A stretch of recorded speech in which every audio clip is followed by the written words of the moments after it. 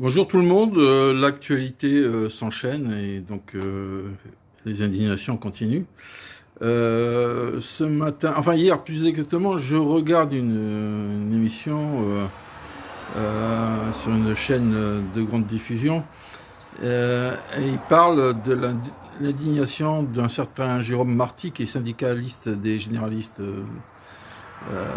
des médecins qui lui accuse carrément la grande distribution d'avoir fait des stocks. Alors, tout ça c'est très symptomatique de cette génération de bobos de gauche qui pensent que seul l'État est capable de faire les choses et qui n'imaginent pas un seul instant que les acheteurs de ces grandes distributions soient capables en 10 jours d'acheter 500 millions de masques là où l'État n'est pas capable de le faire en 3 mois et demi. Donc, en voulant systématiquement ne pas laisser aux gens la possibilité de se démerder d'eux-mêmes, on est arrivé à une situation de blocage incroyable. On a demandé à ce que l'État gère les masques par la RS et les stocks de masques, etc. Au final, les gens n'ont pas voulu vendre à l'État français des masques parce que c'était trop compliqué de traiter avec l'ARS, etc. Donc les vendeurs de masques dans le monde sont allés ailleurs et ont vendu à des gens qui étaient moins pointilleux sur les formulations et surtout qui étaient des bons payeurs. Donc une bonne mesure qui me semblait moi aussi une bonne mesure égalitaire que l'ARS mette la main là-dessus parce qu'il y avait une exagération des prix sur les masques dans les pharmacies et etc. Qui eux d'ailleurs à la Réunion ont fait quelques stocks qu'ils ont revendus dans d'autres pays tiers parce que ça rapportait beaucoup d'argent. Enfin bon, ça c'est un autre problème. Au niveau national, on s'aperçoit que on est tellement conditionné sur le fait que les gens sont pas aptes à se diriger eux-mêmes, sont pas aptes à se démerder eux-mêmes, que on soupçonne la grande distribution d'avoir des stocks. Sans se poser vraiment la question. On se pose pas vraiment la question de ce qu'il en est vraiment. On accuse d'abord et on exige des preuves, on exige. Alors que c'est une facilité extrême. Les douanes ont les bons de commande, les bons de fabrication et les bons de livraison.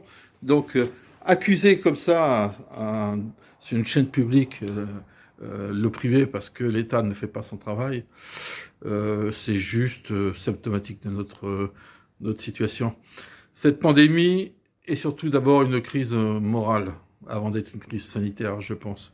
Une crise morale de gens qui ne comprennent pas qu'envoyer des enfants à l'école, c'est d'abord priver les enfants d'enseignement.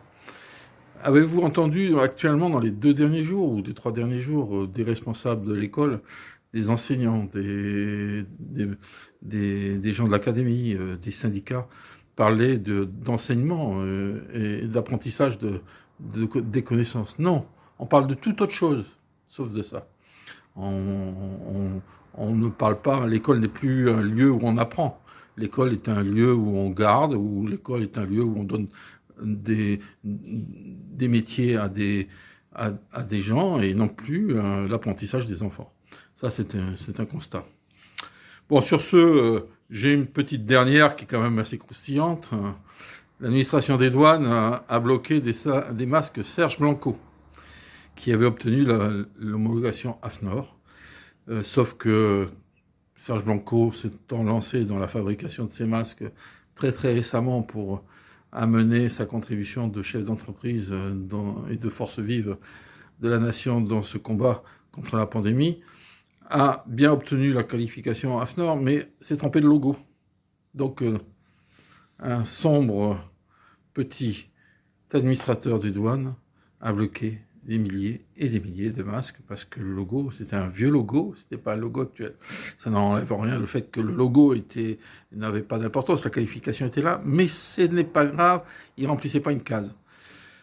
Eh bien, de crise morale en bêtise humaine, nous en sommes là. Sur ce, je vous conseille de faire des enfants et de vous porter bien et de faire les gestes barrières. Portez des masques, même ceux fabriqués par votre grand-mère, mais portez quelque chose pour que vous protéger. On s'aperçoit d'ailleurs que, petit épisode en passant, que les masques étaient absolument inutiles, devient un facteur prépondérant dans la lutte de la pandémie. C'est étonnant, ça. Hein. Bon, moi, je suis pas épidémiologiste, mais le jour du confinement, je disais, mais peut-être qu'on pourrait avoir des masques, parce que si on avait des masques, déjà, même si, comme il n'y a pas de test et qu'on ne sait pas qui est malade, pas malade, on pourrait peut-être limiter déjà la contamination.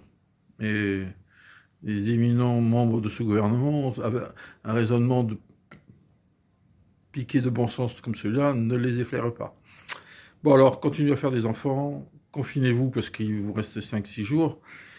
Je vous conseille de ne plus écouter trop ce qui se passe et les communications du gouvernement. On ne les comprend plus, on ne sait plus. Donc portez-vous bien et à bientôt. C'est qu'il serait tardé vu les perles qu'on voit tous les jours. À bientôt.